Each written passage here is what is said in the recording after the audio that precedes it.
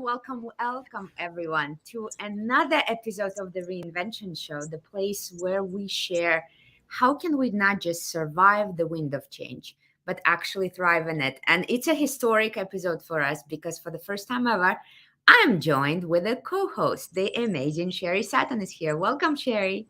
Hi, welcome. I'm excited to be here and excited for today's guest. This is very, very special. So we want to make sure that there is more than one host for the show so that we have more diversity of opinions, angles, questions, and all of those great things that make it a very, very rich conversation. And of course, you know that Sherri is not only Chief Impact Officer in our own Reinvention Academy, but she has an amazing, amazing personal consulting and coaching practice. She is on the board of one of the chapters in the International Coaching Federation. She is the Chief Impact Officer at the Positive Impact Force and has so much different type of experience that I'm just super honored that I have a co-host now. Welcome. I'm excited to be here. Let's see how it goes. Now, guys, we're just learning the ropes. If we mess up, forgive us. For now, I would love to see where you join us from. I already see some big welcomes. So DC is in the house. Beth is here and welcoming all of us. Portugal is here, one of the certified reinvention practitioners. Miguel Costa is here. Welcome. We are excited. Let me know in the chat where you're joining us from. Sherri, where are you today? I'm in Tampa, Florida, and Miguel and Beth, we have to get you on the show as guest. So we're glad that you're here. Absolutely. I see Cape Town, South Africa join us. I'm back in Ohio, United States, and already next week, I hope to see many of you in New York. If you're in the New York area, we have a free event showing up. I'm speaking at the National Speakers Association, the New York chapter, and we're hosting a little get-together rendezvous right afterwards. It's free. It's easy to register. We hope to see you there. I hope my team can find that registration form very quickly and provide it to you in the chat. That session is happening next Friday in New York City. And then our team will meet up in Florida as I'm the speaker at the Training and Development Association's annual big 30,000 people event in Orlando. Look at that. We have Minsk in the house. Germany is here. India is here. New Jersey is here. Welcome.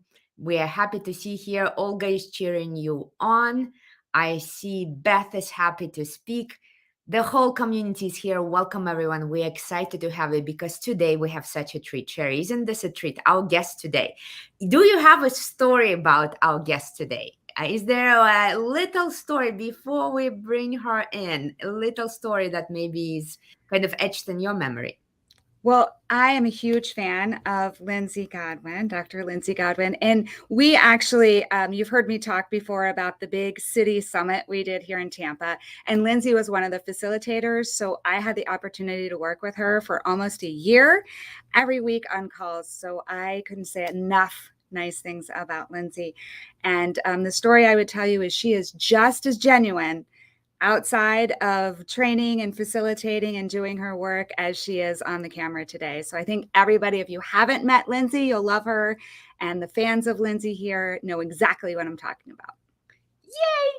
I also want to add, in addition to knowing her as a scholar, because in terms of pushing forward the boundaries of what change management, organizational development, the future of organizational behavior, and the whole field looks like, Lindsey has published incredible work, really advancing our thinking on the key foundational ideas in the field.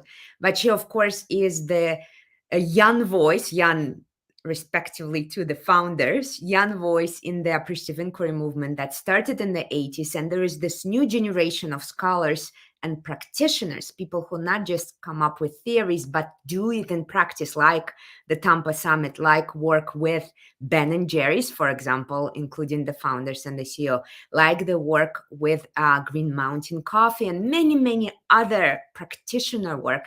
Of course, Lindsey is the driver of that new wave of work in the field of appreciative inquiry. And that's why it's incredible honor to bring to the show the endowed chair and the head of the Cooper Ryder Center for Appreciative Inquiry at Champlain College. Welcome. Hi, I want to meet this amazing Lindsey Godwin wherever she is. I'm very excited to meet her, but I am very excited to be here with both of you amazing women and for everybody around the world that's joining us. It is a delight to connect and reconnect. So thank you so much for hosting and for having this conversation. I look forward to it. Well, let's dive into it. We will put you straight in the center and see how we can learn here today. And the topic we selected is why questions are more crucial than answers in the time, in the era, in the context in which we live. So help us. Why questions are the tool of choice for you, and why should questions become the tool of choice for others? Yeah, no, and I love what a perfect audience to have this conversation with the mindset of reinvention. And so I feel like I'm sort of speaking to the choir here on this idea of why questions are so important. And in a nutshell, it's because the answers that we come up with today are not necessarily going to hold true tomorrow. You all know this more so than anybody as you're studying reinvention and this VUCA world that we are living in. That the context is changing every day, right? The rules of the game are changing every day. Our fundamental assumptions about how things operate, how things should operate, is changing literally every day, right? And I know that you all have studied and talk about this, that historically, we've approached change and challenges from a very mechanistic sort of technical perspective, right? The idea that things can be clearly defined as what the problem or the issue is that we're even trying to tackle, right? That it's been very clear sort of in terms of hierarchy and authority, who is to solve something. That again, that's been sort of very sort of technical changes, and really we are living in I don't even like the word disruptive. We're living in adaptive times, right? Like continually adaptive times where the problem or the challenge is difficult to define. And that the changes that we're talking about require changes in values and beliefs, in relationships. And things can take a long time to implement. And it's not about a solution being any one person's job or responsibility anymore. It's about how do we collectively come and continually reinvent and co-invent what we want to have happen. And so getting an answer today to something might not hold true tomorrow, but the questions do endure. So that's what I love. I love that the idea that our answers might not endure, but the questions do, right? And so the idea of, for example, I know a topic that is near and dear to my heart as a parent right now is this nature of like, what is an effective educational experience look like to prepare our next generation for the world that they are going to face? Right? What an enduring question. Now, the answer to that question, we can come up with answers to that today, and that might change tomorrow. And what is an effective learning space and environment going to look like? We've known COVID showed us overnight that what an effective learning space looks like. The answer changes, but the question is enduring, right?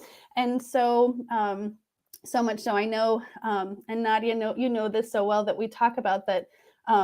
Questions are interventions. I think we often think that our answers are the intervention, but actually, I am here to push and invite each one of you to recognize that it's our questions that are the beginning of any intervention that we are doing, with whether that's questions we ask ourselves, with teams, with whole organizations, with systems.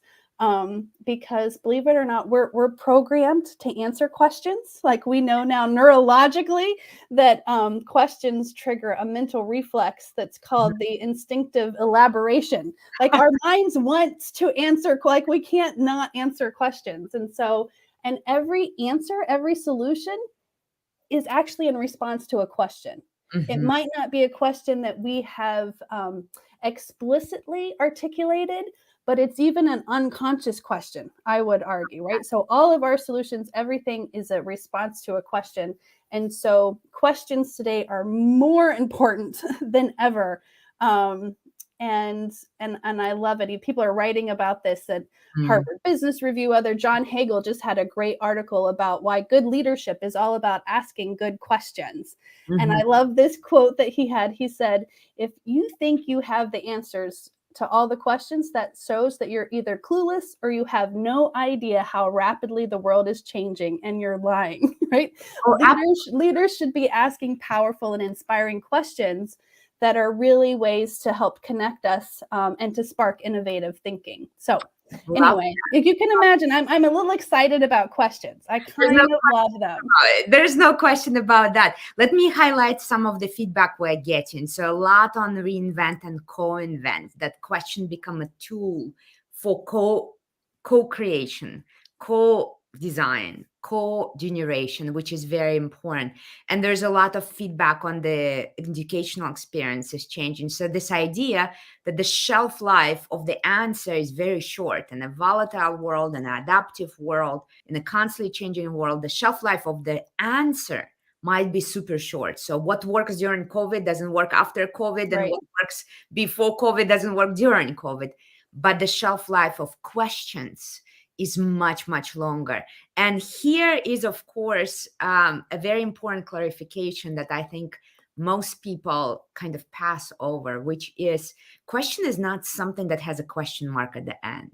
Right. There's a criteria for what makes a good question. And just having a question mark at the end does not make it a question. So what makes it a question?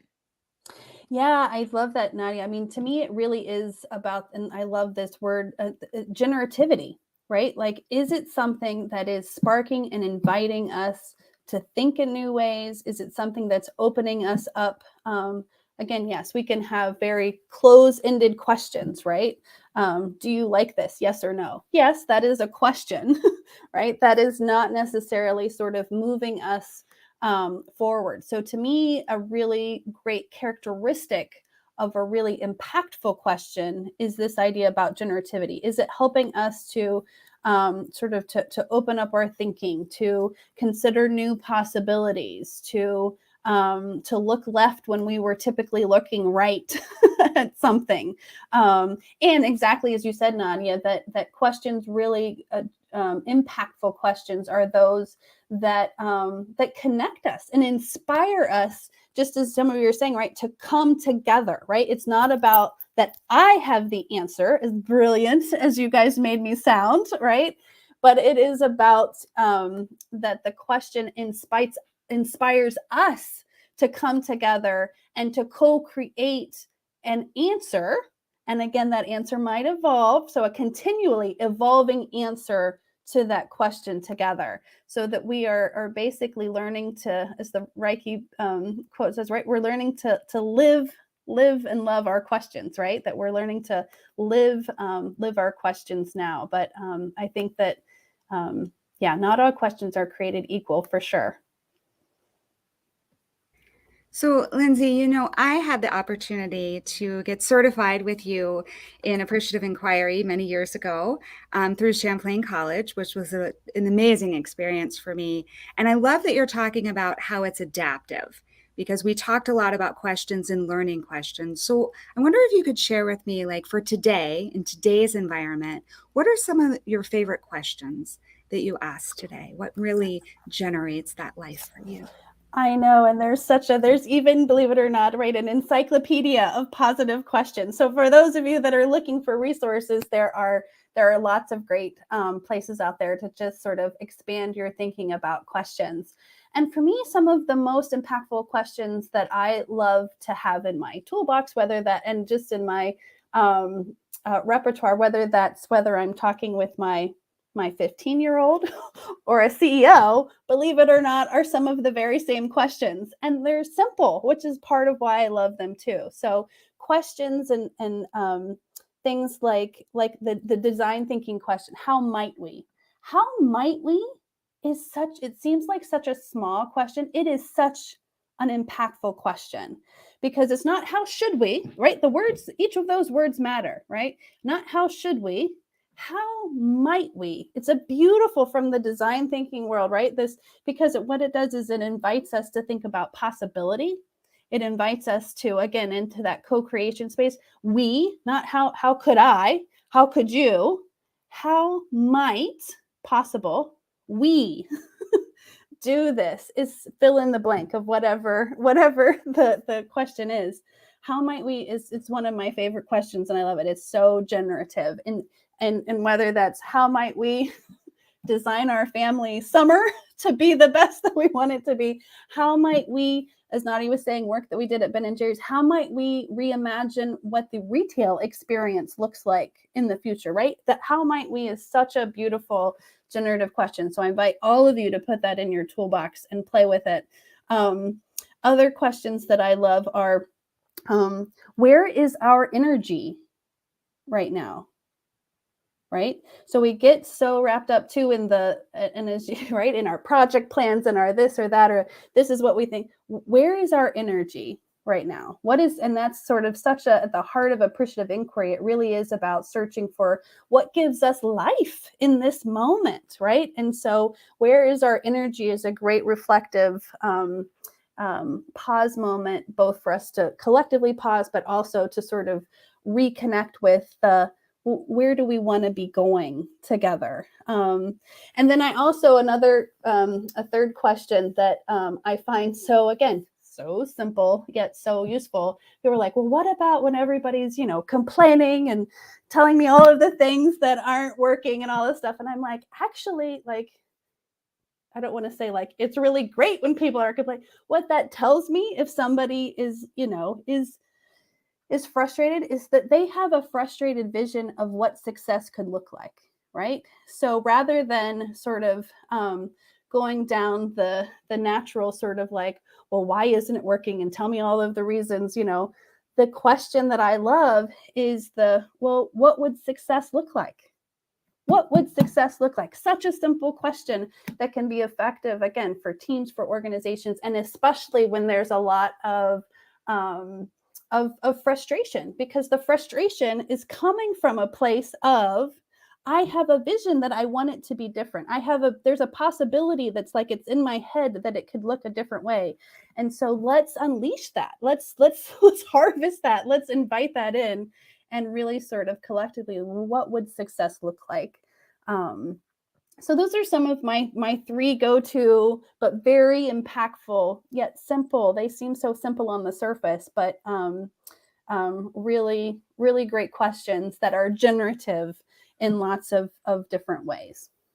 Beautiful. So I want to ask Sherri, what is a question that resonates with her? Maybe one of the ones that Lindsey just shared, maybe something that our audience is sharing. And by the way, we invite everyone to share your favorite question. And I see some applications showing up already. So Beth says, how might we ensure our stakeholders experience the best possible impact? So how might sure that all stakeholders experience positive? So add your questions in the comments. Sherri, do you have a question that you love? I do, and Lindsey knows exactly which one I'm going to say, but I love the question of what's the best thing that happened to you today to help gear people into a positive mindset. I've used that with my children. I use that in my business meetings. I use that in working with people. And I love, love, love that you shared, Lindsey, that when people are complaining or people are upset, that means they have life in the system. That means they care. And so I love that you touched on that, because it really is so important. And we tend to want that to go away, where that's really where we need to dive in. Yeah, get really curious, right? It's a prime opportunity. That's what questions are. It's an opportunity to get really curious with each other. I love it. And for us in the reinvention community, the essence of the work is life in a system. That's the only criteria. That's the only purpose of any reinvention. So if you look at the fill in the blank statements, for us, the fill in the blank is, how do we sustain and increase the level of life in, and then you fill in the blank, the scope that you will define as your system. Sometimes your system is your family. Sometimes it's your team. Sometimes it's an entire organization. Sometimes it's an entire industry or city or a community. But what can we do? Where do we see the highest level of life? These are the questions that definitely bring the energy up. So love those questions. I'll repeat them. How might we fill in the blank? Improve our weekend, have the most amazing weekend ever possible, have the most amazing team meeting possible. How might we satisfy the needs of all stakeholders, reimagine the youth group for the next year? That's also from the comment. Another one, where is our energy? Where do we feel most life and energy right now? And what would success look like? Love those questions. Keep them coming. Add yours to the commentary, Lindsey. We're talking about reinvention. We're talking about adaptability, a proactive and resilient approach to change. And you've been in change for over 20 years.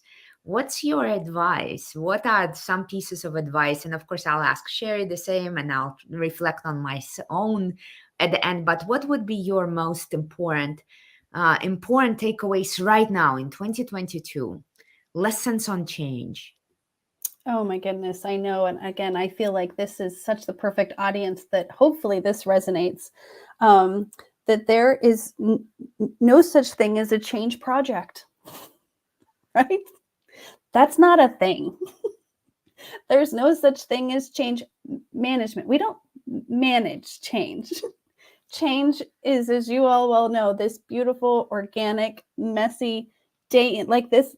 There is, right? We joke there is only change, right? If there's not change, then we are no longer here together. And so I think that is just becoming. We've joked about that. We've written about that. Now we're theorizing, but all of our tools, all of our theories, all of our measurements and assessments, right, are currently evolving to recognize this truth that we know and this community knows so well, that change is not a project. And so it is this, how do we shift from, again, that what has been this historical, very mechanistic mindset of from how organization systems work, to this sense of that there is sort of a neat bow that we can wrap around change, to recognizing, just as this community is so well versed and steeped and leading this conversation on change is a continual reinvention, reinvention opportunity that we are in, and that it's really actually, and Nadia, I know you speak to this, but to me it is one of the biggest things too that I'm seeing in the field, is that it's quite liberating to recognize that, and I'm seeing that more in organizations, this sense of where we're moving from what change has felt like it is, again, something that's done to us, or it is this, like, it makes our stomach hurt, to it's this liberating moment. And we've seen this through COVID and everything, of the recognizing that just because that's how we did things yesterday, that is not how we have to do them. In fact, that is not how we can do them today. And so there's this real liberating invitation for continually leaning into, even just letting go of that word change in and of itself, and really leaning into every day is a co-constructed opportunity for what do we want success to look like today, right? Together. So I know that really letting go of the idea that change is a project or something to be managed, and really rather leaning into this, that it is every moment, every conversation and collaboration we have with somebody is an opportunity to co-create something new and better. Absolutely. Miguel is echoing that with a quote from the amazing Sheldon Cooper, of course, a fictional character. But a great one. Yeah, a great one. The inevitability of change might be the universal constant. And I love even the question, do we even want to liberate ourselves from the word change itself, because it's assumed that there is an opposite, right? That there is right. What is not change, right? Exactly. when did we have not change? What is the baseline of not change? Death? When have we been static? Exactly. So I love that. I had a little bit of a fuming situation with Harvard Business Review over the weekend, because they published an article making a case for chief project officer in the company. And the reference they were making, that here's a chief transformation officer, and here's chief transformation, and here's chief transformation, they should all be called chief project officers. And I'm like, it's not a project. It's just not a project. Not a project. It's a process. It's a whole bunch of things, but it's definitely not a project. Sherri, let me bring you in. What would be your advice on where do you start with change? How do you make sense? Any lessons on change?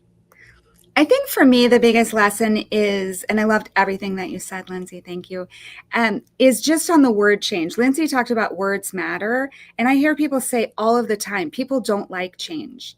And I would ask you to really consider, do you believe that to be true? Because if we didn't like change, we wouldn't have cars, we wouldn't have cell phones, we wouldn't be vacationing. We wouldn't cut our hair. No, we wouldn't have children. And your hair looks wonderful, by the way. But just, we love change. And so it's our mindset on change, right? A lot of times we don't like change that's done to us, but that's not necessarily true change, right? That's a totally different thing that we're inserting that word. And so there's a lot of work being done today on words matter. And so I would just ask you to consider the words that you're using and the mindset that you're using around those words. And I would encourage everybody to start trying some of the questions Lindsey shared today, because you will be surprised how quickly they make a difference just in how people respond. And my only thing, I guess, my piece of advice would be give just a little bit of space for a pause. When you ask these questions, they might be new for people, and just give them a chance to process it for a moment so that they can really respond. Perfectly said, Sherri. I love that. Let's challenge ourselves to maybe not use the word change. We are radical. We're being radical right here, but the radical times perhaps asking us to elevate. We're wrapping up. I want to invite you with any last thoughts, reflections, anything that this brought up to you. I invite also our entire community to consider, what question might you add to your plate today? What kind of question would give you most energy? What kind of question would increase the quality of conversation and quality of health and well-being in your community? What kind of question would be the question to hold on to for maybe beyond today, maybe for this week, or maybe for this month? What is the question? And once we figure out the question, it becomes incredibly powerful to watch what our body, our mind, our community starts doing by addressing or directing our attention and our resources towards solving that question. I love that piece of research that we are pretty much compulsory in. We have to answer the question. So it's I love a thing. Our brains are programmed to answer. Isn't that amazing? I like that program. So any last comments? I see some amazing comments showing up from India. Nafi says, how might we weekend team meeting? When do we feel most alive? There's a lot of positive reactions to what we shared. Any last thoughts? Any last goodbyes? I'll share one of my favorite quotes. Can I share that, Nadia? That from Elie Wiesel's work. Many of you know his work. He said, in the word question, there's a beautiful word, quest. I love that word. We're all partners in a quest. So maybe it's not change. Maybe we're on great quests together. And so in the word question is that word quest. So go forth and have some amazing questioning quests. Epic quests. Epic quests. Well, it's been an honor to have you, Sherri. Any last comments, any last thoughts? It was fun to try this new format.